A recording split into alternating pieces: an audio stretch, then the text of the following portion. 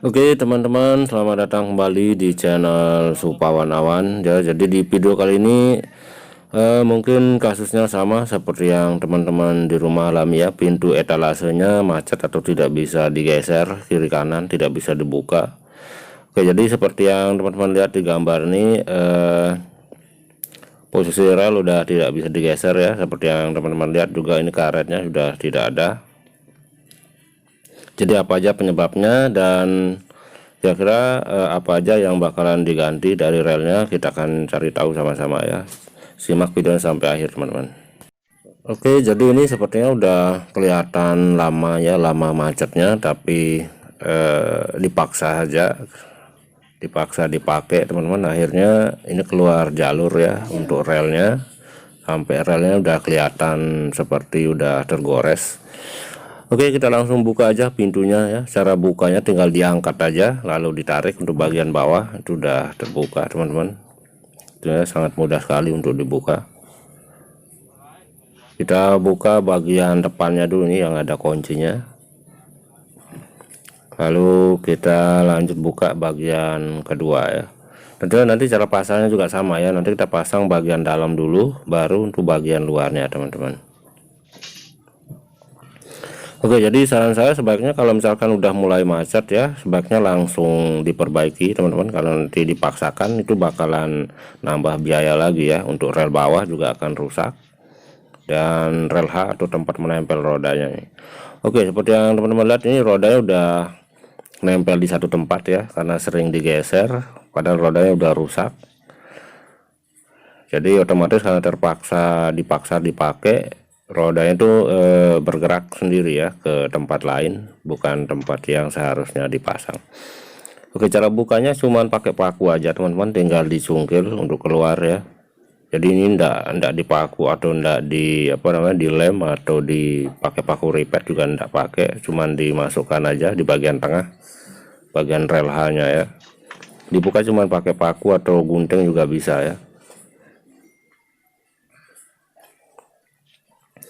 Jadi di masing-masing rel ini ada dua roda ya. Jadi total semuanya ini ada 4 roda matek yang digunakan. Jadi kalau teman-teman beli ini kisaran 5.000 ya, ada yang 3.000, 5.000. Jadi harganya tidak terlalu mahal sebenarnya. Kalau misalkan teman-teman bisa ganti sendiri, tentu akan hemat biaya lagi ya, tidak perlu bayar orang untuk mengganti rodanya. Oke, kerusakannya di sini adalah roda teman-teman ya. Tapi kalau misalkan tidak langsung diganti, itu akan merusak rel U atau rel bawah dari pintu etalasenya ya. Oke, cara pasangnya kita cari yang agak dalam lubangnya ya, yang agak dalam, dan tinggal ditekan aja sampai mentok di bagian ujung. Dan jarak dengan roda yang kedua adalah sekitar 10 cm di bagian ujungnya ya, tidak terlalu pinggir juga. Tentunya cara pasangnya sama saja dengan pintu yang satunya, tinggal ditekan aja ya. Oke, jadi salah satu penyebab kenapa rel ini juga berubah ya, ketika kita menaruhkan beban di bagian bawah itu terlalu banyak, karena triplek yang digunakan pada bagian bawah itu ketebalannya cuma 2 mm teman-teman. Jadi tidak terlalu tahan untuk menahan beban yang cukup berat ya. Jadi sebaiknya untuk bagian bawah itu jangan terlalu dipaksakan, karena itu nantinya akan menarik bagian spandril. Ketika beban berat itu akan agak cekung ya di bagian spandril. Jadi jangan dipaksakan untuk menaruh beban yang cukup berat, sebaiknya ditaruh di atas saja teman-teman ya. Penyebab keduanya adalah ketika kita memindahkan etalase ya, kita pindah sendiri lalu diseret, itu akan sebagian spandril juga akan tertarik dan merubah posisi rel ya di bagian depan, seperti gambar yang teman-teman lihat. Itu akan merubah posisi spandril yang di atasnya menempel rel U ya, rel tempat pintu dari etalasenya, itu akan berubah. Dan tentunya nanti geseran itu akan membuat jalurnya berubah, dan rel H itu akan membentur rel U yang berada di bagian bawahnya. Oke, setelah rodanya terpasang teman-teman, kita pasang karetnya dulu ya. Nah, buat teman-teman yang tidak kehilangan karet, tentu tidak perlu dipasang lagi ya, kayaknya udah udah ada karetnya. Jadi karena ini kerusakannya udah cukup lama kayaknya, jadi dipaksakan geser kiri kanan, itu membuat karetnya terlepas dan tidak diperhatikan jadi hilang ya. Jadi sebaiknya kalau misalkan udah seret itu langsung diganti aja rodanya teman-teman, tinggal diangkat, tarik bagian bawah itu akan terbuka sendiri ya pintunya. Oke, di sini saya gunting aja sedikit ya bagian depan karetnya supaya lebih mudah masuk. Nah, supaya untuk karetnya lebih kuat, silakan teman-teman bisa tambahkan lem kuning ya, atau lem Raja Wali, lem untuk kayu biasanya itu warna kuning, supaya karetnya tidak mudah terlepas ya. Kalau misalkan kalau bila perlu pakai lem ya, sebelum pasang karet taruh lem dulu baru dimasukkan karetnya. Oke, seperti yang saya bilang tadi, sebaiknya untuk proses pemindahan etalase itu jangan diseret-seret ya atau ditarik, karena kekuatan di bagian bawah itu tidak terlalu kuat ya. Kalau misalkan apalagi kalau ada beban di etalase itu, di bagian dalam ada beberapa barang yang udah ada, jadi sebaiknya jangan diseret ya, atau keluarin dulu isi dari etalasenya baru diangkat teman-teman ya, karena itu tripleknya cuman ketebalan 2 mm ya, jadi tidak terlalu kuat untuk beban berat, jadi jangan dipaksakan juga.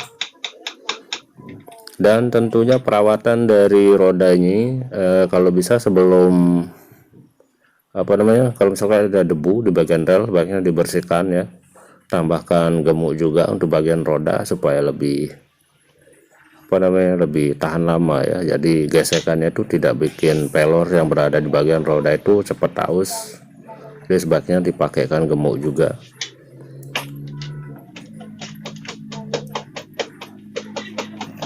Oke, proses pasang karetnya cukup lama juga ya, karena ini rongganya agak sedikit ya, karena ini kacanya sekitar 5 mili dan lubang dari rel H ini cuman 7 mm teman-teman ya, jadi agak sulit.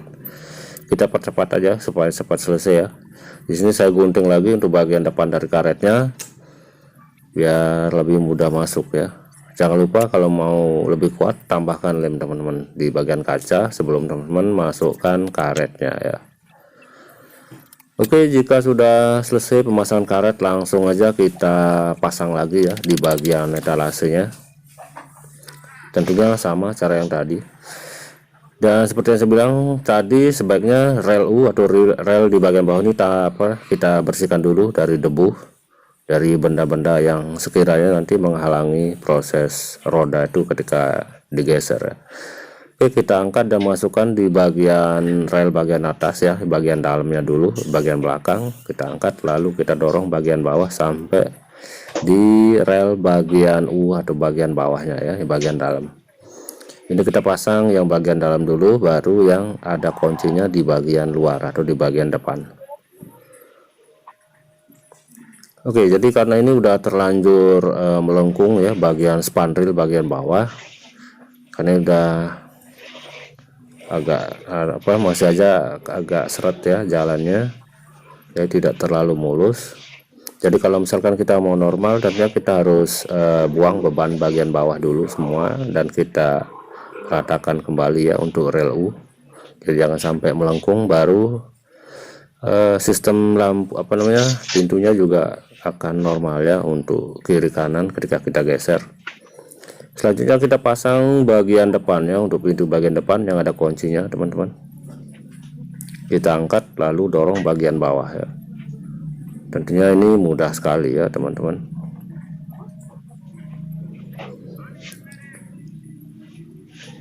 Oke, jadi kembali lagi pada kualitas roda ya. Buat teman-teman yang mau ganti, silahkan beli yang harganya lebih mahal lah, yang lebih mahal. Jadi kalau misalkan beli yang harga 3 ribuan itu cepat sekali rusak ya, cepat aus.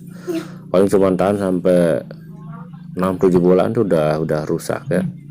Jadi sebaiknya beli yang kualitasnya lebih bagus untuk roda, karena biasanya masalah di roda aja, tinggal ganti roda semuanya normal lagi ya. Tapi kalau misalkan dipaksakan roda udah rusak tapi dipaksa buka tutup itu bakalan ngerusak rel bagian bawah ya, rel U-nya. Oke teman-teman, jika ada kritik, saran, pertanyaan, atau ada yang belum jelas di video ini, di kolom komentar aja. Terima kasih sudah ikutan, subscribe buat yang mau ikutan di video selanjutnya. Sampai jumpa teman-teman.